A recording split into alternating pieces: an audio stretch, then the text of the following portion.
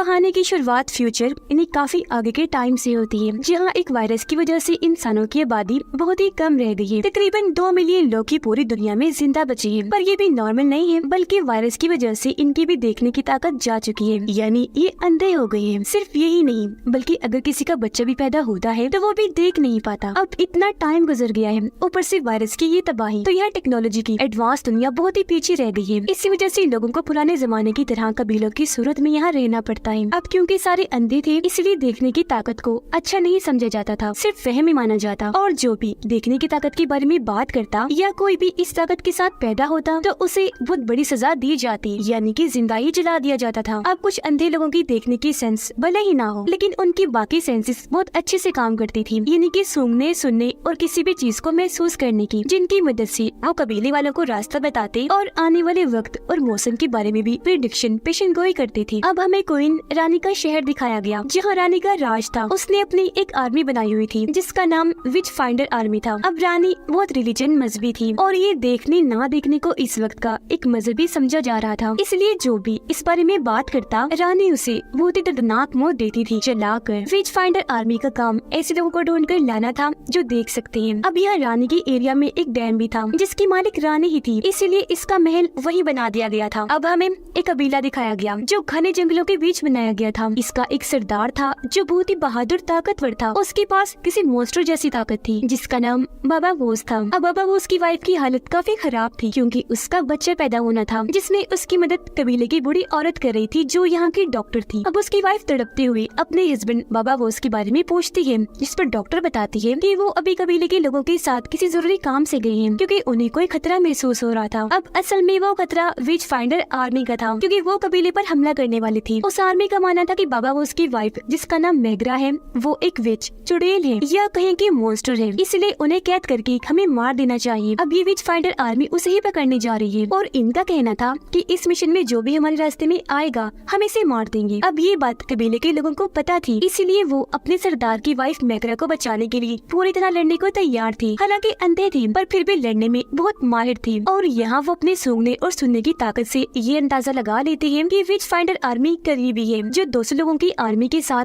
हम पर हमला करने के लिए आ रहे हैं। अब बाबा वोस अपने कबीले का हौसला बढ़ाता है। उसका ये भी कहना था कि मैं यहाँ किसी भी बात की परवाह नहीं करूँगा, बल्कि अपने कबीले को बचाने के लिए अपनी जान भी देनी पड़ी तो दे दूंगा। अब उसकी ये बातें सुनकर पूरा कबीला जोश में आ गया और वो पूरी तरह जंग के लिए तैयार थे, हाथों में हथियार लेकर। साथ में वो नारेबाजी भी कर रहे थे। उधर विच फाइंडर आर्मी का जनरल कबीले के एक आदमी को पकड़ लेता है जिसका नाम बेक्स था। अब बेक्स बाबा वोस को बिल्कुल भी पसंद नहीं करता था क्योंकि उसी के कहने पर कबीले वालों ने बेक्स की फैमिली को मार दिया, इसलिए वो यहाँ इस दुश्मन आर्मी की मदद करता है, यानी अपने सरदार बाबा वोस के खिलाफ बगावत करता है। वो जनरल को एक ब्रेसलेट देता है जिससे उन्हें ये पता चला कि मेग्रा के बच्चों के असली बाप बाबा वोस नहीं बल्कि एक दूसरा आदमी है जिसका नाम जरला है। अब ये जरला नाम सुनकर जनरल काफी हैरान रह गया क्योंकि वो जानता था कि जरला एक ऐसा आदमी है जिसकी आंखें ठीक है, वो देख सकता है, जिसकी खोज जनरल पिछले काफी अरसे से कर रहा है। अब अगर ये मेग्रा तक पहुँच गए तो जरला का पता भी मिल जाएगा, इसलिए जनरल यहाँ काफी खुश दिखाई दे रहा था क्योंकि ऐसा करके रानी का हुक्म भी पूरा हो जाएगा। को जनरल को भी बहुत फायदा मिलने वाला था। अब वो बेक्स को मारकर उससे पूछता है कि तुम्हारे कबीले का क्या प्लान है और अपने हिफाजत के लिए उन्होंने क्या कर रखा है, जो सब कुछ बेक्स जनरल को बता देता है। अब मेग्रा एक बच्चे को पैदा करती है जो लड़की थी, लेकिन तभी उसे एहसास हुआ जैसे मेरे पेट में अभी एक और बच्चा है। ये देखकर डॉक्टर उसका ऑपरेशन करती है और यहाँ वो दूसरे बच्चे को भी पैदा कर देती है। इस बात से मेग्रा काफी खुश थी कि मैं जुड़वा बच्चों की माँ बन गई हूँ, जिनमें एक लड़का है और एक लड़की। जंगल के बीचों बीच एक काफी बड़ी पत्थरों की दीवार बनाई गई थी जिसके उस पार से विच फाइंडर आर्मी कबीले के लोगों पर हमला करने के लिए आ रही थी। आर्मी के कुछ लोग इस तरफ आकर कबीले वालों से लड़ने लगे। अब हालांकि कबीले के लोग काफी बहादुरी से उनका सामना करते हैं, पर जल्दी उन्हें एहसास हो गया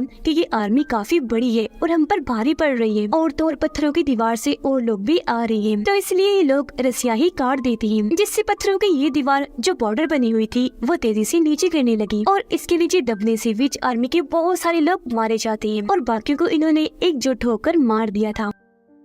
सब कुछ नॉर्मल होने के बाद बाबा वोस को पता चला कि विच फाइंडर आर्मी के कुछ लोग अभी भी जिंदा हैं, जो तूफान रुकने के बाद जनरल के साथ यहाँ दोबारा हमला करेंगे। तो वो फिर से जंग की तैयारियां करना शुरू कर देती है। अब बाबा वोस आकर अपनी वाइफ और बच्चों से मिलता है। उनसे मिलकर उसे खुशी तो बहुत हुई, लेकिन वो इनके फ्यूचर के बारे में काफी परेशान लग रहा था। वो जब बाहर आया तो कबीले वाले बाबा वोस को इस बात के लिए मनाने लगे कि आप अपनी वाइफ और दोनों बच्चों को विच फाइटर आर्मी के हवाले कर दें, क्योंकि उनकी वजह से वो आर्मी हमारे पीछे पड़ी हुई है, जिसके बाद कबीले वाले सुकून से रह सकेंगे। पर बाबा वोस ऐसा करने से साफ साफ मना कर देता है, जिस बात को लेकर उसमें और कबीले वालों में बहस हो जाती है। अब इनकी बहस के बीच यहाँ डॉक्टर आ गई, जो सबको चुप करवा के कहती है कि आपस में लड़ना बंद करो, हमें यहाँ से एक खुफिया पुल के पास जाना चाहिए जो लकड़ी का है, जिसे पार करके हम उस तरफ जाकर यहाँ से निकल जाएंगे। डॉक्टर का ये आइडिया सबको काफी पसंद आया, इसलिए वो इसकी बात मानकर पुल के पास आ गई और सब इस पर चलना शुरू कर देते हैं। ये सब उस पार पहुँचने ही वाले थे कि यहाँ वो आर्मी आ गई, पर अंधे होने की वजह से उन्हें पता ही नहीं चल पाता कि यहाँ कोई पुल भी है, क्योंकि ये खुफिया पुल था। अब जैसे सारे कबीले वाले उस तरफ पहुँचे, जनरल को पता चल गया कि यहाँ पुल है, क्योंकि उसने बेक्स को पुल पर फेंककर इस बात का पता लगवा लिया था। इसीलिए अब ये आर्मी भी पुल पर चढ़कर उस तरफ जाने लगती है, जो देखकर बाबा वोस रस्सियां ही काट देता है, जिससे पुल टूट गया और आधी आर्मी नीचे गिरने से मारी जाती है। लेकिन बेक्स को गिरने से पहले बाबा वोस खींचकर इस तरफ कर लेता है और ऐसे उसकी जान बचा ली गई, क्योंकि वो जैसा भी था अभी भी इस कबीले का हिस्सा था। अब जनरल इस बार भी नाकाम रह गया,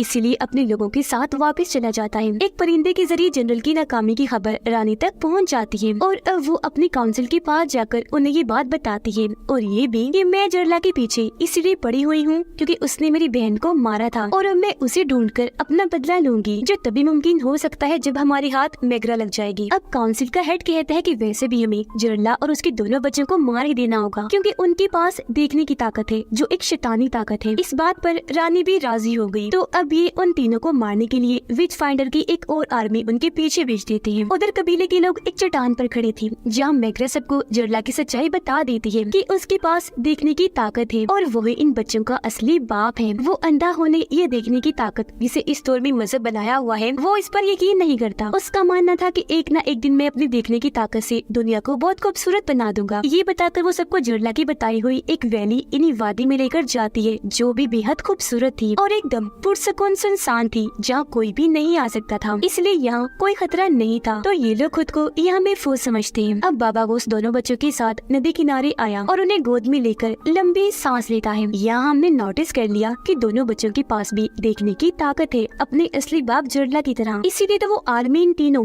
इन्हीं जरला उसके बच्चों को मारने के लिए हाथ धो के पीछे पड़े हुए हैं। अब बाबा वोस फिर अपने बच्चों के साथ जंगल में जाता है, जो खाने की तलाश में इधर उधर भटक रहा था। लेकिन तभी यहाँ एक खतरनाक खूंखार भालू आकर उस पर हमला कर देता है, जो उस पर धाड़ने लगा। बाबा वोस भालू का मुकाबला करने की कोशिश करने लगा, उसका मुंह पकड़कर बहुत सारे मुक्के मारता है, लेकिन भालू उसे उठाकर दूर फेंक के मारता है और ऐसे बाबा वोस नाकाम रह गया। उसे गिराकर भालू अब बच्चों के पास जाने लगा उन्हें खाने के लिए, लेकिन तभी एक तीर आकर उसे लग जाता है, जिससे भालू वहीं पर ढेर हो गया। अब ये तीर और किसी ने नहीं बल्कि बच्चों के डैड जरला ने चलाया था, जो अपने बच्चों को देखकर काफी खुश हो गया। वो बाबा वोस को एक बॉक्स के बारे में बताकर उसकी चाबी देता है, साथ में ये भी कहता है कि जब मेरे बच्चे 12 साल के हो जाएं तो उन्हें ये बॉक्स दे देना। अब उस बॉक्स में क्या था ये बताए बगैर ये जरला यहाँ से चला गया। बाबा वोस को समझ नहीं आई, इसीलिए वो उसे रोकने के लिए आवाजें लगाने लगा, पर जरला कोई भी बात सुने बगैर यहाँ से जा चुका था। अब बेक्स, जो अभी भी बाबा वोस को नापसंद ही करता है, दुश्मन आर्मी की मदद अभी भी करना चाहता है। वो यहाँ बाबा वोस की आवाज सुनकर इस बारे में अपनी आंटी को बताता है, क्योंकि उसके साथ साथ उसकी फैमिली के बचे हुए लोग भी बाबा वोस को पसंद नहीं करते, उसे बदला लेना चाहते हैं। तो मजीद जानकारी लेने के लिए वो एक इनविजिबल ताकत वाली लड़की को भेजते हैं। इनविजिबल यानी जिसका वजूद तो होता है पर वो नजर नहीं आता। इस इनविजिबल लड़की का जिस्म भी इतना अजीब था कि ये कबीले में तो रहती थी पर किसी को नजर नहीं आती थी। उधर बाबा वोस और उसकी वाइफ मेगा उस बॉक्स को खोल लेते हैं और अपनी बाकी सेंसेस से महसूस कर लेते हैं कि इसमें पुरानी टेक्नोलॉजी और जो महान ज़हीन लोग गुजर गए हैं उनके बारे में लिखा हुआ है, जिनकी यहाँ बहुत सारी किताबें थी। ये किताबें पढ़ के एक दिन इनके बच्चे पढ़ना लिखना जान जाएंगे और अपने नए सफर पर निकल पड़ेंगे, जो उनके डैड जरला की ख्वाहिश है, और दुनिया में नई नई चीजें भी लाएंगे और इसे खूबसूरत भी बनाएंगे। अब मेगरा को ये सुनकर जरा भी अच्छा नहीं लगता। वो इस बॉक्स को बंद करके फौरन इसे जमीन में दफन करने का कह देती है और ये भी कि मेरे बच्चे ये सब नहीं करेंगे, उन्हें भी इस बॉक्स से दूर रखा जाए। अब जब ये बातें हो रही थी तो बाबा बोस और डॉक्टर को पता चला कि हमारी ये बातें कोई सुन रहा है, जो वही इनविजिबल लड़की थी। अब बाबा बोस उसे पकड़ने गया तो उसे यहाँ से भागना पड़ा और वो आकर बैग से झूठ बोल देती है कि बाबा बोस अपने बच्चों के साथ खेल रहा है, पर वो इस पर यकीन करके रोज एक मैसेज लिख के बोतल में डालकर नदी में फेंक देता है, जो असल में बाबा बोस की जानकारी थी, ताकि ये मैसेजेस रानी तक पहुँच जाए और वो कबीले पर हमला करने के लिए यहाँ जनरल को भेज दे। अब डैम में एक मैसेज आया था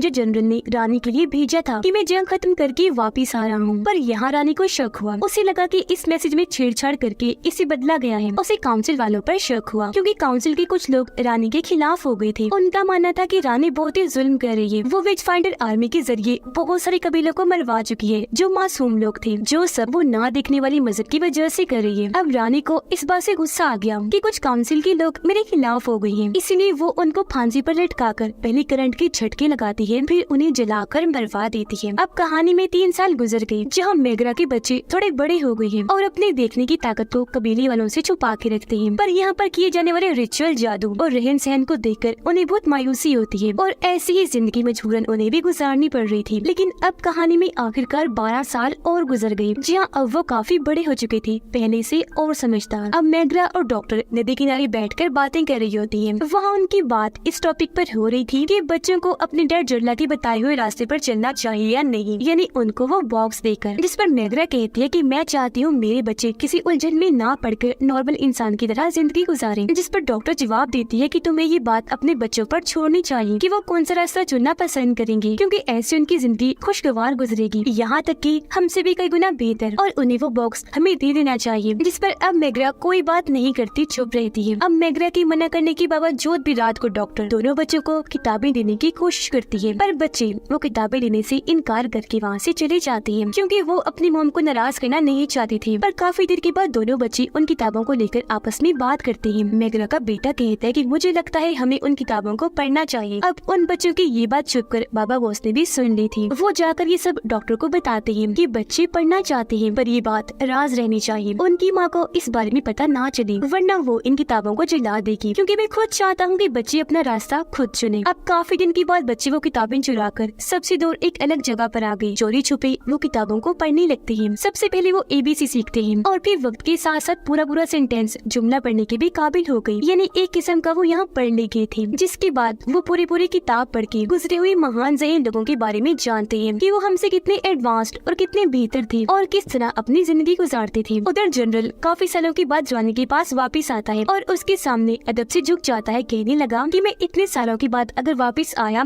तो खाली हाथ नहीं आया हूँ, बल्कि हजारों घोड़े, कई किलो गंदम और बहुत सारा जरूरी सामान लेकर आया हूँ। पर बदकिस्मती से मैं जरला को ढूंढ नहीं पाया और अब मैं जानता हूँ कि मुझे सजाए मौत दी जाएगी। मुझे उससे कोई इनकार नहीं, पर मेरी आखिरी ख्वाहिश है, मैं चाहता हूँ कि मरने के बाद मुझे वॉरियर, योद्धा के नाम से याद किया जाए, जिन्हें बहादुर माना जाता है। रानी उसकी ये बात मान गई और उसे डैम से नीचे कूद जाने का कहती है। पूरी तैयारी करके वो कूदने ही वाला था कि तभी रानी को बैग्स का वही बोतल वाला मैसेज मिल जाता है। वो जनरल को रोक देती है, क्योंकि अब उसे बाबा बोस और उसके कबीले की खुफिया लोकेशन पता चल गई थी, जहाँ पर जाहिर है मेगरा और उसके बच्चे भी होंगे। अब रात के वक्त कुछ बड़े लोगों को एक फेस्टिवल त्योहार में जाना था, जिनमें बाबा बोस, मेगरा और डॉक्टर भी शामिल थी। साथ ही इनके कबीले के कुछ और लोग। अब बाबा बोस को अपने बच्चों की हिफाजत की फिक्र थी, पर वह फिर भी तैयार था। सुबह होते ही ये अपना सफर शुरू कर देते हैं। फिर फेस्टिवल में पहुँचते पहुँचते इन्हें रात हो जाती है। अब ये लोग फेस्टिवल में आ तो गए थे, पर इन्हें पता नहीं है कि यहाँ क्या होने वाला है, और यहाँ दूसरे कबीले के लोग भी आए हुए थे। अब यहाँ मेगरा के बच्चे भी चोरी छुपे इनका पीछे करते हुए यहाँ आ जाते हैं, जहाँ इन्हें पता चला कि ये फेस्टिवल आग का है, जिसके अंदर 5-6 लोगों को बांधा हुआ है, क्योंकि उन पर इल्जाम था कि वो देख सकते हैं। इसलिए अगले ही पल जैसे फेस्टिवल शुरू हुआ, उन्हें आग लगाकर जला दिया जाता है और इस तरह उन मासूम लोगों की जान चली गई, जिसके इर्द गिर्द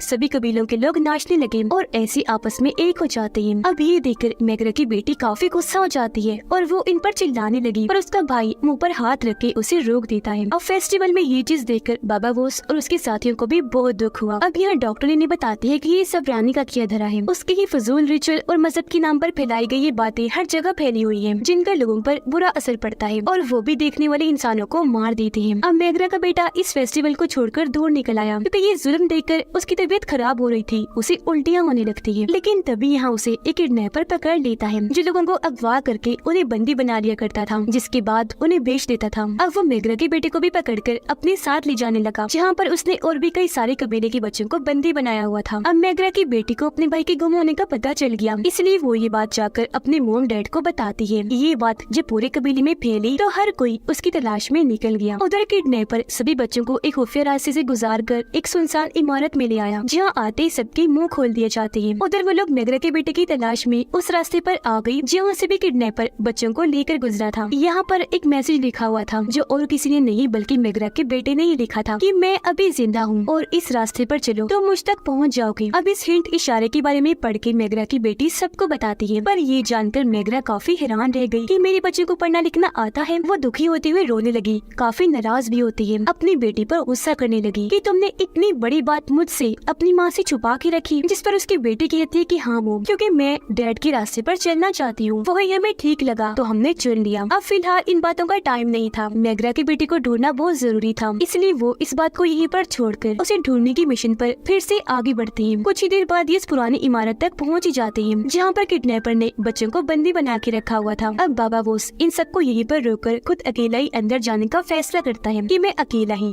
उनसे लड़कर ये मिशन अंजाम दूंगा। अब हालांकि उसकी बेटी कहती है कि डैड मुझे भी साथ ले चलिए, मैं भी मदद करूंगी, पर वो मना करके आगे बढ़ गया क्योंकि वो नहीं चाहता था कि मेरी बेटी मेरा वो रूप देखे जिस तरह बेदर्दी से मैं लोगों को मारता हूँ। यानी कि जहाँ उसने पूरी जिंदगी अपने मॉन्स्टर जैसी ताकतों का इस्तेमाल करके बहुत सारे लोगों को मारा था। अब वो आगे बढ़ के बिल्डिंग के बाहर पहुँच गया, पहरेदार पर अपनी तलवार से हमला करके उसकी जान ही ले लेता है और खुद उसकी जगह लेकर अंदर गया, जहाँ उसका बेटा बाबा बोस को पहचान लेता है। वो अपने डैड को सिग्नल देता है और बस फिर क्या था, बाबा बोस अपने मॉन्स्टर वाले रूप में आकर बड़ी स्पीड से सबसे भिड़ गया। वो अपनी तलवार से एक एक करके सब पर हमला कर देता है। बहुत सारे लोगों को उसने ढेर कर दिया था। उसकी लड़ने की महारतें कमाल थी। अब अपने डैड का ये रूप देखकर कुछ देर के लिए तो उसका बेटा भी हैरान रह गया और यहाँ बाबा बोस सबको मारने की बात आखिर में मेन किडनैपर को भी पकड़ लेता है और उसकी गर्दन में अपनी तलवार जोर से घुसाकर उसकी जान निकाल लेता है। और ऐसे उसने अपने बेटे के साथ साथ बाकी बच्चों को भी आजाद करवा दिया था। सारे बच्चे जब बाहर आए तो मेग्रा अपने बेटे को सही सलामत पाकर बहुत खुश हो गई और उसे गले से लगा लेती है, पर अगले ही पल गुस्से में वो दूर हट गई। उसे याद आ गया था कि मेरे बच्चों ने मुझसे झूठ बोला। अब कबीले में वापिस आने के बाद दोनों बच्चे मेग्रा को मनाने लगी कि मॉम मान जाए ना, क्योंकि बेशक हम आपका कहा मानते, पर एक न एक दिन हमें अपने बाप जरला के बताए हुए रास्ते पर चलना ही था। अब थोड़ी ही देर में मेग्रा मान गई, उसका दिल पिघल गया। वो अपने बच्चों को माफ करके उन्हें गले से लगा लेती है, कहती है ठीक है मेरे बच्चों, पर तुम हमेशा इस कबीले की मेंबर रहोगे, फिर चाहे तुम यहाँ रहो या कहीं भी। बाहर बाबा बोस को कुत्तों के भौंकने की आवाज़ें आई, जिससे उसने महसूस कर लिया कि विच फाइंडर आर्मी के साथ उनका जनरल यहाँ पर आ रहा है हमला करने के लिए, ताकि वो मेग्रा और उसके बच्चों को पकड़ ले। कुछ देर में जनरल कबीले में आ ही गया और यहाँ के सभी लोगों को धमका कर अपने कब्जे में कर लेता है। पर यहाँ मेग्रा का बेटा चिल्लाके दिखाता है। वो बैग्स के गले पर चाकू रख के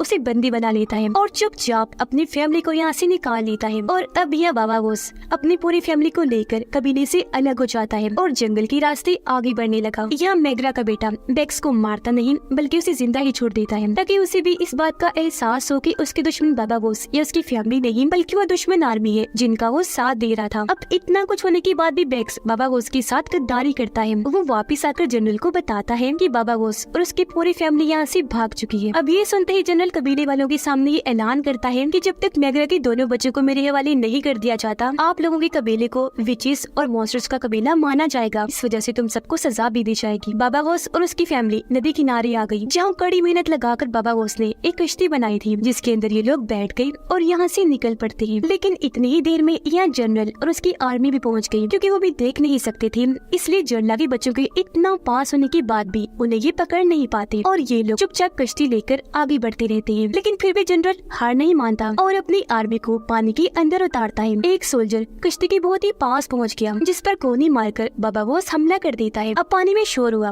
जिससे आर्मी को इनकी लोकेशन पता चल गई कि इनकी कश्ती कहाँ पर है। तो अब वो एक एक करके इन पर हमला करने लगते हैं। अब मेग्रा की बेटी ने निशाना लगाकर बैग्स को तीर मारा था, जिससे वो मरा नहीं नहीं था, बस जख्मी हुआ था। पर अब जनरल को इतना गुस्सा आ जाता है कि वो तीर को उसके अंदर घुसाकर उसकी जान ही ले लेता है, जिस बीच उनकी कश्ती जनरल से काफी दूर निकल गई। तो अब जनरल भड़ास निकालने के लिए कबीले के लोगों की जान लेने का फैसला करता है। कश्ती में बैठे डॉक्टर सबको जड़ लगे दिए हुए नक्शे के बारे में बताती है, जिसमें या तो इन्हें इस नक्शे के मुताबिक चलना था या फिर जंगल से होकर एक खुफिया जगह पर जाना था जो इनके लिए पूरी तरह से महफूज है। ये आपस में बात करते हैं और फिर नक्शे पर ही चलने का फैसला करते हैं। उधर काउंसिल में रानी और सबको ये खबर मिल जाती है कि बाबा बोस अपनी फैमिली के साथ फिर से भाग गया है, जिससे रानी बहुत गुस्से में आ गई। अब यहाँ काउंसिल वाले रानी के खिलाफ हो जाते हैं कि क्यों ये उन लोगों के पीछे पड़ी हुई है। ये मजहब के नाम पर लोगों को मारना चाहती है और इसका किंगडम इन्हें इस राज्य पर कोई ध्यान नहीं है। अब यहाँ रानी बताती है कि मैं ऐसा इसलिए भी करना चाहती हूँ क्योंकि मैं जरला से प्यार करती थी, लेकिन उसने मुझे कभी भी अहमियत नहीं दी। अब ये सुनकर काउंसिल वालों को गुस्सा आ गया। वो रानी पर इल्जाम लगाते हैं कि वो प्यार के चक्कर में जज्बात में आकर फैसले ले रही है, जिस वजह से किंगडम का बहुत नुकसान कर रही है। ये सुनकर वो फिलहाल तो चुपचाप यहाँ से चली गई, पर बाद में अपने खिलाफ बातें करने वाले काउंसिल मेंबर्स को मौत के घाट उतार देती है। उधर वो लोग जब नींद से जागे तो उन्हें एहसास हुआ कि हमारा सारा सामान गुम हो चुका है, वो पोटली भी जो मैग्रा ने अपने बच्चों को देने के लिए छुपा के रखी हुई थी। अब ये जानकर सब सामान को ढूंढने लगे, पर इन्हें कुछ नहीं मिलता। रानी को आकर उसके साथी बताते हैं कि पूरा किंगडम आपके खिलाफ हो गया है, तो बहुत जल्द वो आपको राजगद्दी से उतारने वाले हैं और आपने जो जो भी गलत काम किए उनकी आपको सजा भी मिलेगी। ये सुनकर रानी गुस्से में आ गई और अब उसके अंदर बदले की आग जल उठी। वो मशीन के जरिए डैम को बंद कर देती है, जिससे पूरा डैम टूटना शुरू हो गया, जो देखकर रानी जल्दी से अपने साथी के साथ बग्गी में बैठकर यहाँ से चली जाती है। जबकि पीछे पूरा डैम टूटने की वजह से ये सारा किंगडम तबाह होकर पानी में बह जाता है और इस तरह यहाँ रानी का बदला पूरा हुआ, जिसके साथ ये कहानी इधर ही खत्म हो जाती है।